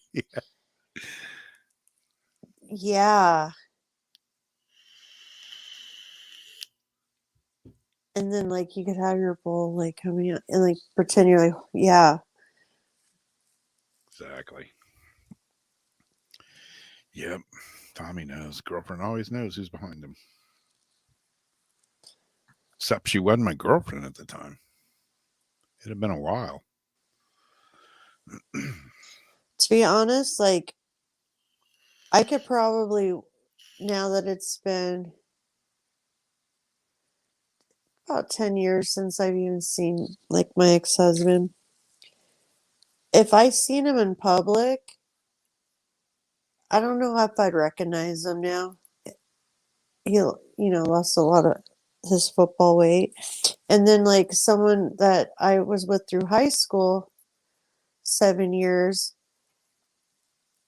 I wouldn't even recognize him in like I think I've even been at the dentist with him before and don't even know if it was really him or not. I don't recognize him that well sometimes. Who watches the TV show Ghost? No, I think it was I tried so hard to get into it. When Jason was talking about? I think so. But it's like everybody looks the same. The ghosts aren't that funny. And like you can't tell the difference between who's living and who's dead, except once you know the show, you know who's, supposed to be a ghost. Yeah. And it's not the way like I would think it would be. And it's just not funny. I haven't watched it. Well, try it. Try to watch that first pilot episode. Yeah. Debbie says, I couldn't take it anymore. I had to get something to eat. Grabbed a piece of carrot cake with cream cheese icing. You know, Oh my God. I'm not like a sweets eater really. And but man, like over the last 2 weeks, there's been like 3 times again, like with the tomato soup thing. I've been in the grocery store, I was in Publix, and I'm like, ooh, a piece of carrot cake with cream cheese icing. 3 times I've had that. Okay, so could that be the carrot that you're craving or something in the dairy of the cream I cheese? just wanted something sweet.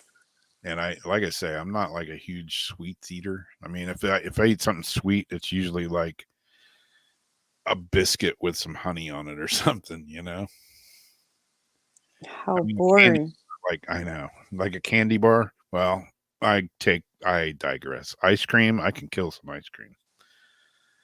But I try not to like always have ice cream because I'm already a lard ass anyways.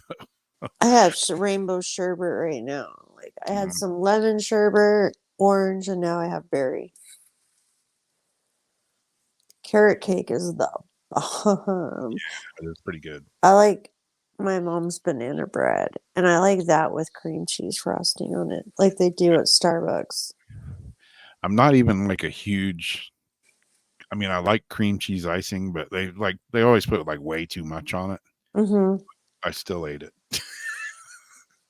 I just always cut it in half and then like put it together to like try to distribute the Yeah. amount. In fact, like 1 year, I said, "Are you coming over for your birthday?"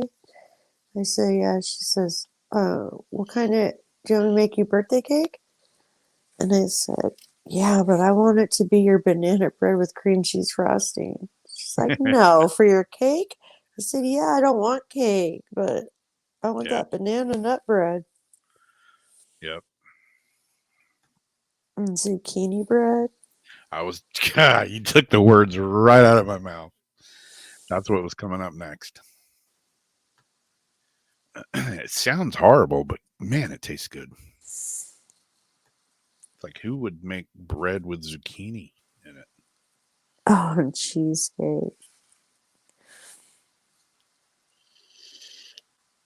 Yeah, I always have fruit.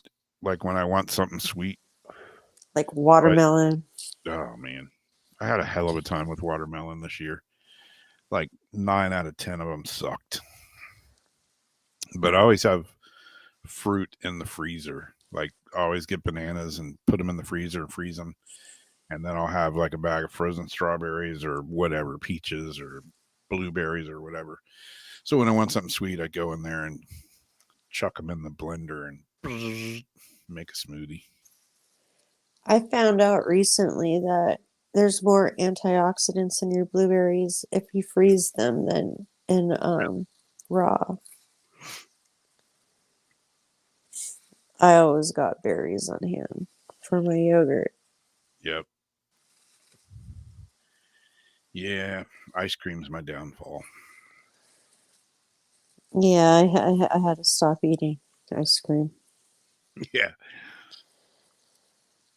It was the salted espresso caramel, freaking salted caramel espresso crunch, whatever. It's a generic ice cream sunny side, but oh my god, it's so good. And I ate it way too much. Yeah, I saw some watermelon in the store the other day and I was almost going to get one. And I'm like, I don't know, man. It's like wintertime. How good can they be? Mm. But they couldn't be any worse than the ones I got in the summer because they were horrible. I got a watermelon the other day, a whole one. Uh, wasn't that great. I wanted it for fruit salad. I sold half of it. And then like I got a nectarine and a peach, pear, like some stuff just to make a fruit salad like in half. And the first night it wasn't that great 'cause some of it was still kind of like too ripe and But then the next day after everything kind of mushes together in the water, like fruit water, it was better. Yeah. But it wasn't like, oh God, our watermelon last year was so good. Damn. Wish I could say the same because I love watermelon, but Lord Almighty, it was horrible. Royal's going to have the munchies because he's eating premium hemp gumpies right now. Oh, yum.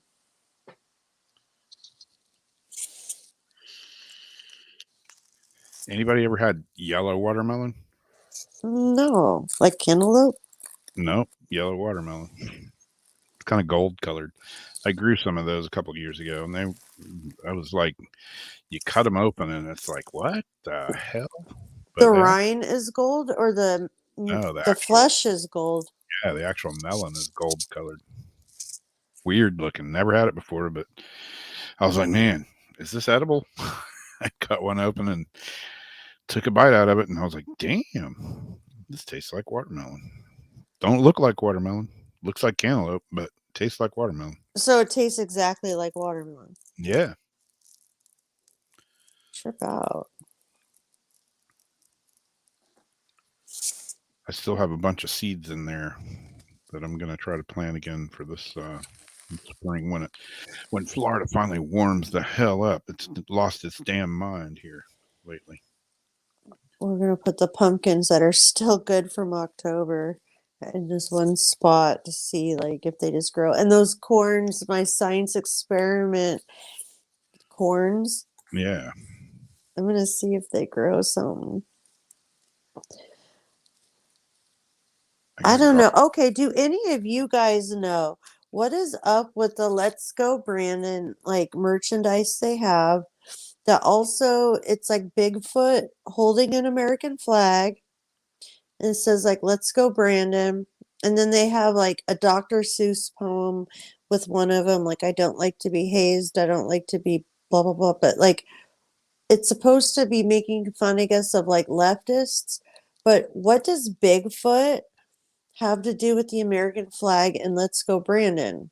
I can't find the origination anywhere, and I'm curious because the clothes are everywhere. I'm seeing it everywhere.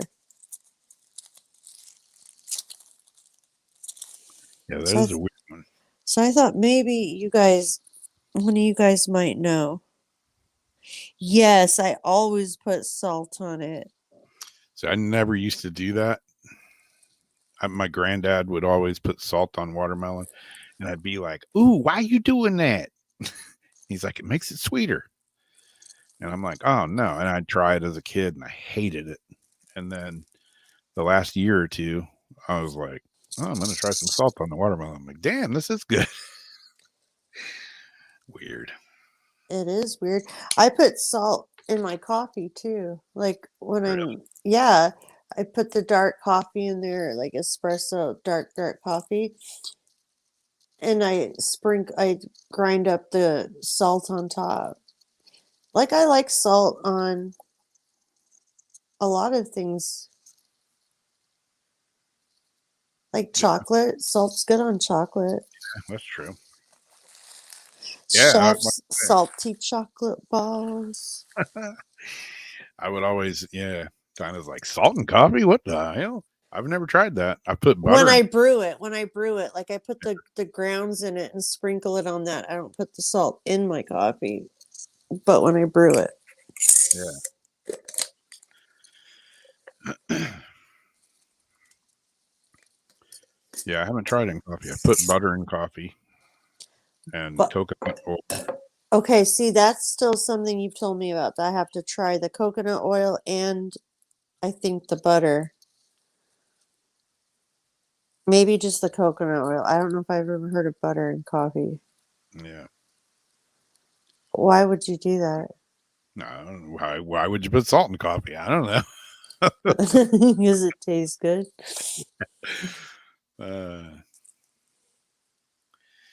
Yeah, I know the Let's Go Brandon. I know all about that, but I was still trying to figure out where Bigfoot comes in too. Yeah.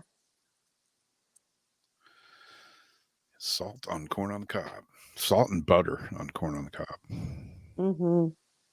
And garlic powder and pepper. Yeah. I haven't I got some corn this past summer and it wasn't very good either. Either was our Brentwood corn, and that's corn that you look forward to all years, the Brentwood corn.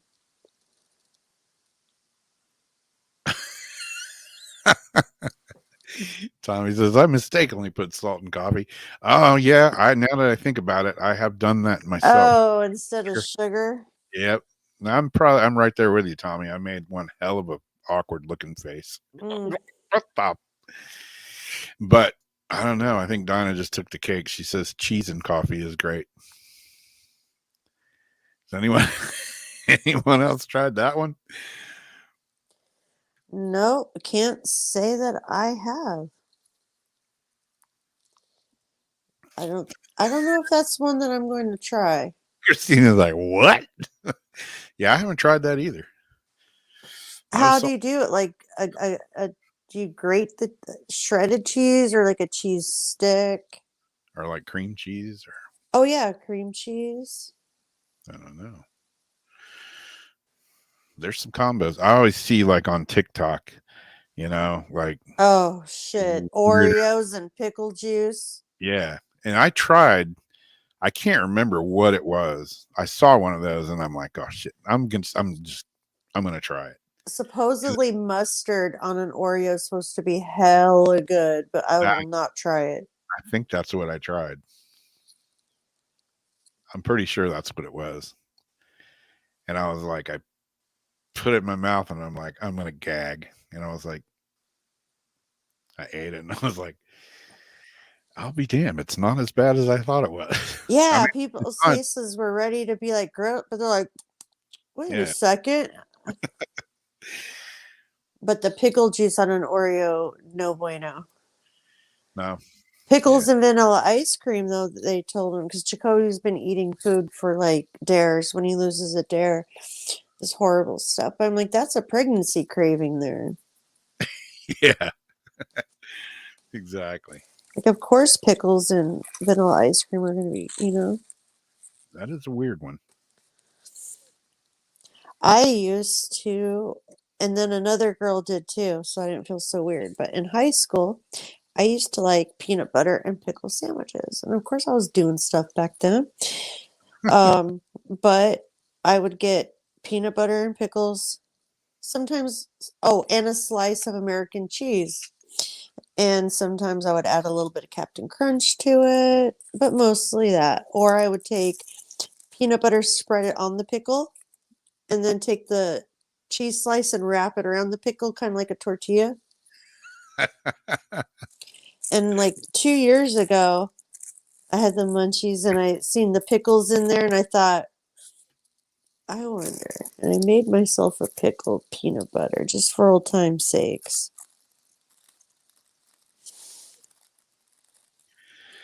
Yeah, you can go to bars now and get drinks with pickle juice in them. They're like top shelf, A straight pickle shot. Yep.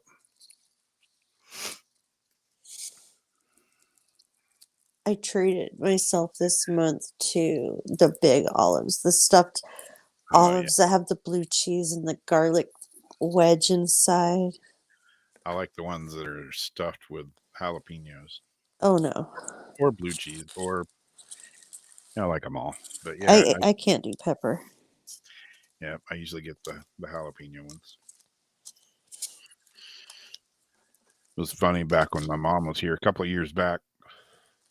I usually make deviled eggs, like, for Thanksgiving or whatever. And my mom used to always put paprika, just sprinkle the top of them with paprika. Oh yeah. And so I made this big old tray of deviled eggs. And my mom says, "Oh, I put some paprika on them." And I picked one up and I ate it. And I was like, oh, everybody's going to be in for a surprise because that ain't paprika. That's cayenne pepper. And she doused the shit out of them with cayenne. I liked them. Everybody else was like, what the hell's on these eggs? My mom did that once by accident too.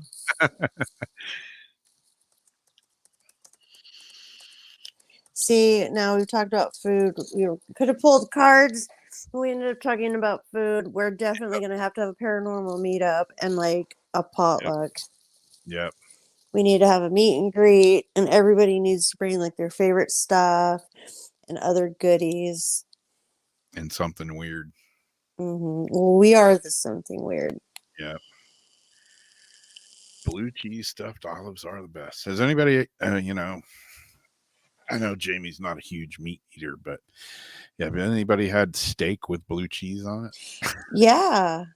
Oh man, I thought that would be nasty because I'm not a huge the blue chunks, right? When it has like the chunky blue cheese. Yeah. The real good blue cheese. I went over to this friend of mine's house and he was like, "Oh, I'm gonna make steaks. I'm gonna make, what do you call them? Blue something steaks." And I'm like, "What's that?" And he's like, "Oh, you'll see." And I went out there and he's like putting melting blue cheese all over the steaks. And I'm thinking, oh man, this is going to suck. He just ruined a really good steak. Man, those things were the bomb. It's like you always learn something new. Yeah. I make those jalapeno poppers now and again.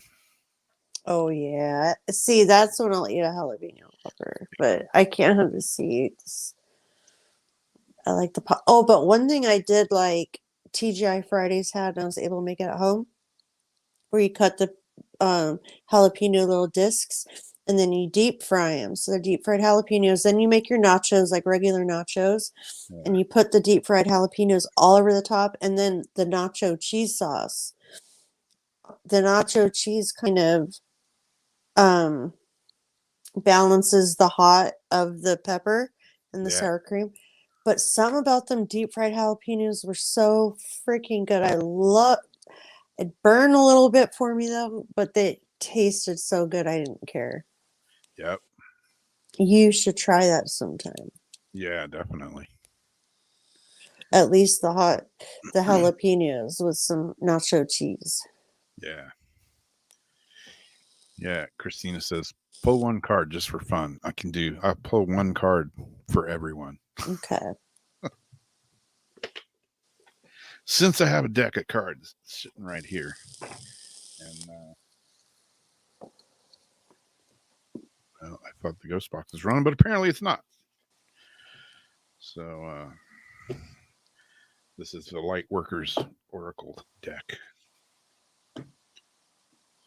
I got a new deck of cards that maybe we'll mess with next week. What'd you get? The Gypsy Witch Fortune Telling Tarot deck. Oh no. Oh cool. Like an old school deck, like a deck of cards with tarot mixed in. I seen something like that when I was looking them up, but I didn't see how they worked.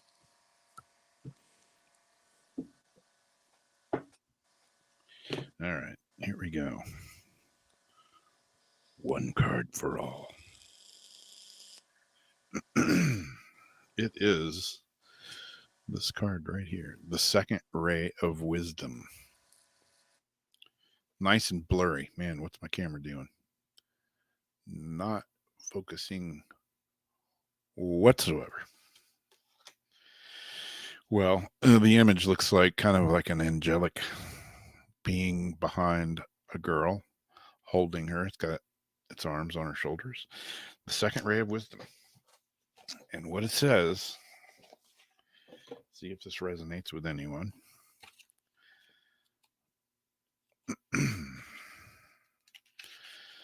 The Second Ray of Wisdom. Now that I can maybe read because I got new glasses. The Second Ray of Wisdom is a consciousness of loving wisdom straight from the heart of the universe. It amplifies the magnetic power of attraction, empowering you to pull into your life all that is needed for your life's work. It brings the opportunity to heal, restore, understand through the power of love and the light of ancient wisdom. The spiritual master known as the Buddha is with you now to help you fully receive and integrate the blessing of this ray of light from the universe. Goes on to tell a lot more, but that's the gist of it. Right there.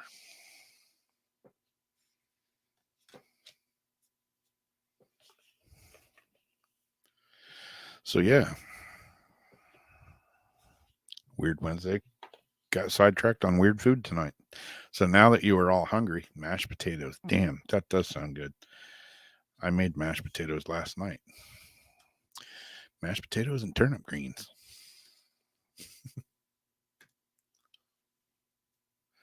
With a meat side. With that dressing I was talking about on it. See, steak and blue cheese is awesome. Debbie likes it too. Outback Steakhouse, Bloomin' Onion. A real short story about the Bloomin' Onion from Outback. Did I tell you this one? I may have told this one before. Do tell. Yeah. When I think it was our second date. Darcy and me first started dating. Our first date, she ran out of gas. So that was interesting. Our second date, I think it was our second date, we went to Outback. And I'm like, oh, yeah, let's go to Outback. I'll buy dinner for us. And we went to Outback. And we got, dinners and stuff, and I'm like, oh, let's get a bloomin' onion. So we got the bloomin' onion, and we devoured the bloomin' onion, and it was very tasty. And we finished eating our dinner, and little known to both of us, we weren't saying it, but both of our stomachs were doing this thing. We got in the car, and we made it to Walmart before we were both about to shit our pants. Something with that bloomin' onion kicked our bloomin' asses into overdrive, and it was the Hershey Highway, Hershey Squirts racetrack. I couldn't get in Walmart in the bathroom fast enough. Was there a lot of oil on it? I don't know. I don't know. It tasted great, but man almighty, it went in the top and came out the bottom in a rush. So there, we'll end the note on that. End the show with that note. I don't know that I've eaten one. I don't know that I've eaten one since. I thought about making one of my own, but man, it was like whew, the ride to Walmart. And the Walmart was like the closest thing to the Outback Steakhouse here that we could think of that had a bathroom. And whew, man, I was sweating, pinching. It was a close call. There was no turtle head. It was like Turtle head. a lake of fire coming out. Anyways, Oh, that's enough of that. So it's after 2, so we're out of here. And we'll talk to you guys Sunday. That girl didn't Jason see had on the- the show last Sunday was pretty cool. I liked her a I lot. started out kind of like, I don't know, but yeah, then I kind of started liking her. But anyways, I I'm not dug her very much. Yeah, I'm not sure who he has on this week, but we'll see. We'll see if Jason makes it to Florida Mhm. for months. If we don't have some more unforeseen bad fortune. We were all supposed to go that year, the tornadoes. Perry was going to make it. I was going to make it. We all were planning on coming out to see you. And then them tornadoes hit. And then Jason was supposed to go out. And COVID did. Yep. COVID came creeping along. I'm just going to got to drive my ass out there, get my tags, and just go. Yep. Well, cool. We will see y'all next time. We'll see you Sunday night. Paranormal Suit, and then we'll be back next Wednesday for another Weird Wednesday. Peace. Looked like I was doing a gang sign. And I'm like, well, it could be Weird Wednesday. Yeah. All right. Good night, y'all. Good night.